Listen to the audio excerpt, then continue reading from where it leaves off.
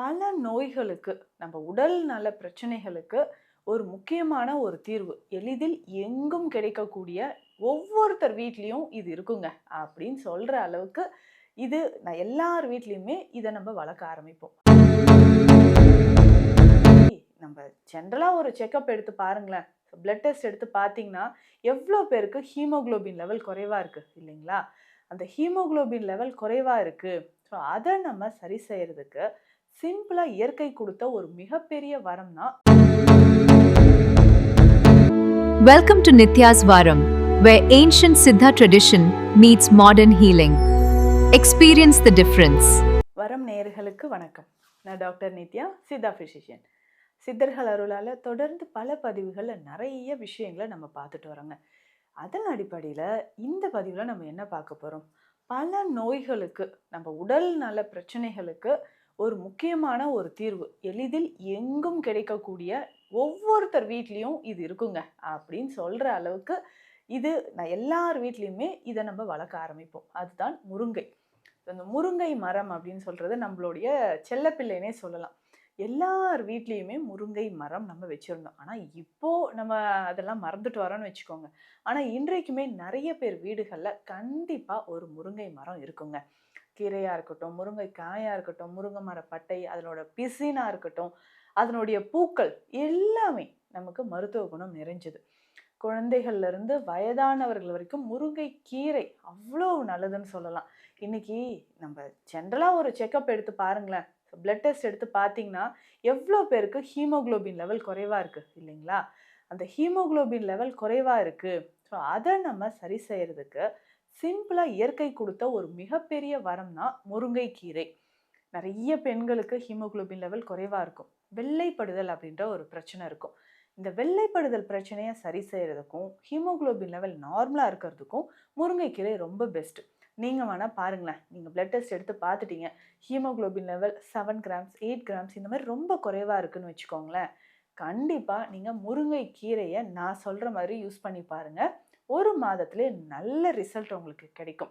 அதாவது 3லேருந்து 4 கிராம் உங்களுக்கு haemoglobin level increase ஆகிறதுக்கு வாய்ப்புகள் இருக்குது. கண்டிப்பாக உங்களுக்கு ஹீமோகுளோபின் இன்க்ரீஸ் ஆகும்.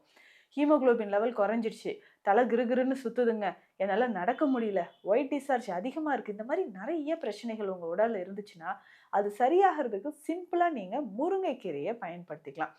முருங்கைக்கீரை எடுத்துக்கோங்க, ஒரு 4 கைப்பிடி அளவு முருங்கைக்கீரை எடுத்துக்கோங்க. இதில் ஒரு அரை ஸ்பூன் அளவுக்கு சீரகம், முருங்கைக்கீரையோட அரை ஸ்பூன் அளவுக்கு சீரகம் சேர்த்துக்கோங்க. ஒரு 1/4 ஸ்பூன் அளவுக்கு மஞ்சள் பொடி சேர்த்து இதை நல்லா மிக்சியில் அரைச்சி ஜூஸாக ரெடி பண்ணி எடுத்துக்கோங்க. டெய்லி காலையில் 100 ml 100 ml அளவுக்கு இந்த ஜூஸ் குடிக்கணும். ஏன்னா பெரும்பாலும் ஏற்படக்கூடிய உடல்நல உபாதைகளை தீர்ப்பதற்கு குடல் பகுதியில் இருக்கக்கூடிய வார்ம்ஸ், புழுக்கள், குடல் புழுக்கள் நிறைய பேருக்கு இருக்குங்க. இதுதான் நம்ம சாப்பிட்ற உணவையே நமக்கு என்ன ஆகுனா உடலோட சேர விடாமல் உடலோட சத்துக்கள் எல்லாமே, உணவில் இருக்கக்கூடிய சத்துக்கள் நம்ம உடலில் சேராமல் பண்ணக்கூடிய ஒரு மிகப்பெரிய விஷயமா இந்த குடல் புழுக்கள் இருக்குது. இதை சரி செய்கிறதுக்கு முருங்கை கீரையை நீங்கள் ஜூஸாக எடுத்துக்கலாம். அதே மாதிரி ஹீமோகுளோபின் லெவல் இன்க்ரீஸ் ஆகிறதுக்கு நீங்கள் ஜூஸாக எடுத்துக்கலாங்க. அவ்வளோ நன்மைகள் இதில் இருக்குது. இதில் இருக்கக்கூடிய ஆன்டி ஆக்சிடென்ட்ஸ், மல்டி விட்டமின்ஸ் இதில் நிறைய இருக்குங்க. நமக்கே தெரியும் முருங்கைக்கீரைனா இரும்பு சத்து, கால்சியம் ரொம்ப அதிகம் இருக்குது அப்படின்னு. ஆனால் இந்த முருங்கையை நம்ம சாப்பிட சாப்பிட இந்த வாதம் சம்மந்தப்பட்ட பிரச்சனைகள், மூட்டு சம்மந்தப்பட்ட பிரச்சனைகள் இது எல்லாமே நமக்கு குணமாக ஆரம்பிக்கும். மூட்டு வலி இருக்கா, கவலையே வேண்டாம், முருங்கை கீரையை உணவாக சமைத்து சாப்பிடுங்க. முருங்கை ஜூஸ் நீங்கள் குடிக்கிறதுனால இவ்வளோ நன்மைகள் நமக்கு கிடைக்கும். குடல் பகுதி சுத்தமாக ஆரம்பிக்கும். மலச்சிக்கலே உங்களுக்கு இருக்காது. ஸோ எவ்வளோ நாட்பட்டு மலச்சிக்கல் இருக்குது, எனக்கு மோஷன் போய் 2 நாளைக்கு ஒரு வாட்டி தாங்க போகிறேன் அப்படின்னு நாடி பார்க்கும்போது ரொம்ப கிளியராக தெரியும். என்னங்க இவ்வளோ வாதம் அதிகமாக இருக்குது, மலச்சிக்கல் தொந்தரவு வேறு இருக்கே அப்படின்னு நம்ம கேட்டோம்னா, ஆமாங்க மலச்சிக்கல் ரொம்ப வருஷமாக எனக்கு இருக்குது அப்படின்னு சொல்கிறீங்க. இந்த மாதிரி மலச்சிக்கல் தொந்தரவு நமக்கு போவதற்கு காலையில் எந்திரிச்சோடனே ஒரு 100 ml முருங்கை இலை சாறு எடுத்துக்கலாம். இதில் இருக்கக்கூடிய ஆன்டி ஆக்சிடென்ட்ஸ் நம்ம உடல் உள்ளுறுப்புகளை இந்த கொழுப்பு படியாமல் பாதுகாக்குதுங்க. எங்கே பார்த்தாலும் ஃபேட்டி லிவர், அதே மாதிரி ஆர்ட்ரிஸில் சின்ன சின்னதாக கொழுப்பு படிய ஆரம்பிச்சிருச்சு, நடந்தால் மூச்சு வாங்குது, இதய தசைகள் பலவீனமாக இருக்குது, இந்த மாதிரி நிறைய பிரச்சனைகள் இருக்குது. அப்போது இதயம் பலமாக இருக்கிறதுக்கும் சிஏடி அப்படின்னு போட்டு கொடுத்துருவாங்க. நீங்கள் எக்கோ டெஸ்ட் எடுத்து பார்த்தீங்கன்னா தெரியும், எக்கோ கார்டியோகிராம் எடுத்து பார்த்தீங்கன்னா அதுலேயே நிறைய பேருக்கு சொல்லிடுவாங்க. ஸோ கிரேட் 1ல் இருக்கா, கிரேட் 2ல் இருக்கா, ஸோ எவ்வளோ பர்சன்டேஜ் நமக்கு பிளாக் இருக்குது அப்படின்லாம் சொல்லுவாங்க.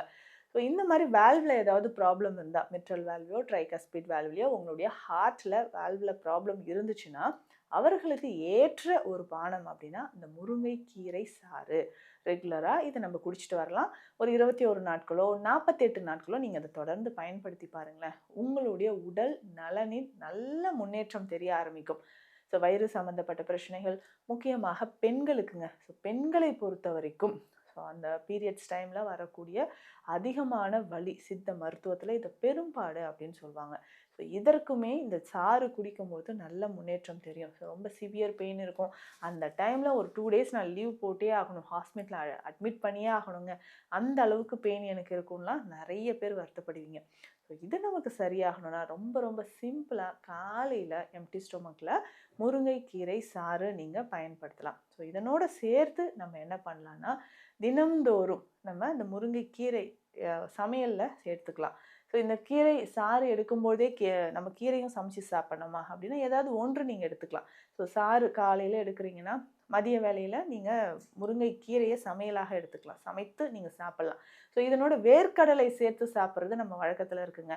ஸோ ஒரு நாள் ஜூஸ் சாப்பிட்றீங்கன்னா நெக்ஸ்ட் டே நீங்கள் வந்து முருங்கைக்கீரையை பொரியலாக சாப்பிட்டுக்கலாம், அதுக்கு அடுத்த நாள் நீங்கள் ஜூஸாக எடுத்துக்கலாம். ஸோ இந்த மாதிரி சாப்பிடும்போதும் ஒரு சிலருக்கு இது காலையிலையும் சாப்பிட்டுட்டு மதிய நேரமும் சாப்பிடும்போது கொஞ்சம் லூஸ் மோஷன் ஆகிறதுக்கு வாய்ப்பு இருக்குது. அதனால் அந்த கீரையை சமையலாக சமைத்து சாப்பிடும்போது அதோட கொஞ்சம் வேர்க்கடலை சேர்த்துக்கோங்க, அவ்வளோ நல்லது.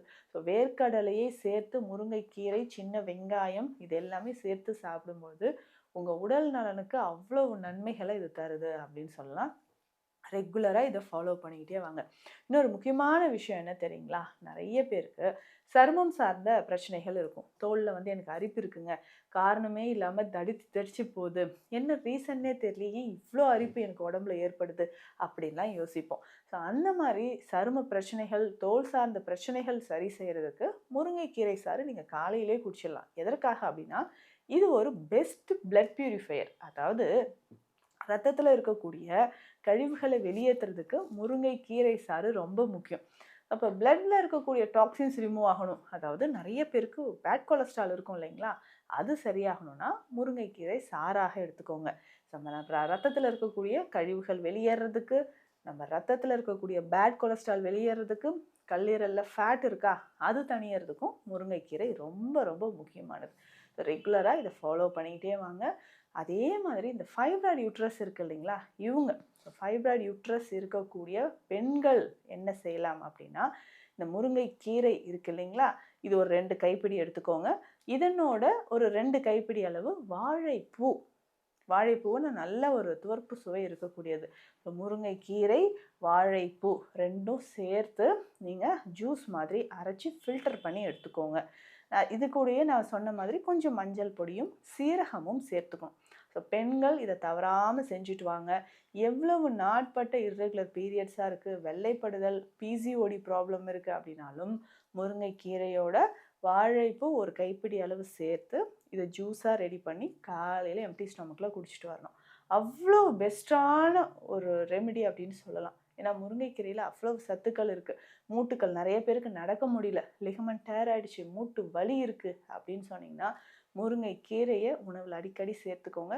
ரொம்ப சிம்பிளாக உங்களுக்கு செலவே இல்லாமல் நேச்சுரலாக சைடு எஃபெக்ட்ஸ் எதுவுமே இல்லாமல் நம்ம ஹீமோக்ளோபின் லெவல் இன்க்ரீஸ் ஆகிறதுக்கும் உடல் உறுப்புகள் நார்மலாக இருக்கிறதுக்கும் இது ரொம்ப ரொம்ப பெஸ்ட்டாக இருக்கும். அதுவும் இந்த முருங்கைக்கீரை, வாழைப்பூ இந்த சாறு, இந்த ஜூஸ் நீங்கள் குடிக்கிறது பெண்களுக்கு வெரி வெரி எஃபெக்டிவ் ஒரு ரெமெடி அப்படின்னு சொல்லலாம். ஏன்னா நிறைய பேருக்கு நான் சொல்லி அதை ஃபாலோ பண்ணி ஒரு பெட்டரான ஒரு ரிசல்ட் கொடுத்துருக்காங்க. நீங்களும் ட்ரை பண்ணி பாருங்கள். உங்கள் உடல் நலனில் ஏற்படக்கூடிய பிரச்சனைகளுக்கு மருத்துவ ஆலோசனைகள் தேவைப்பட்டால் ஸ்க்ரீனில் இருக்கிற நம்பருக்கு கால் பண்ணுங்கள். நன்றி. Welcome to Nitya's Varam, where ancient Siddha tradition meets modern healing. Experience the difference.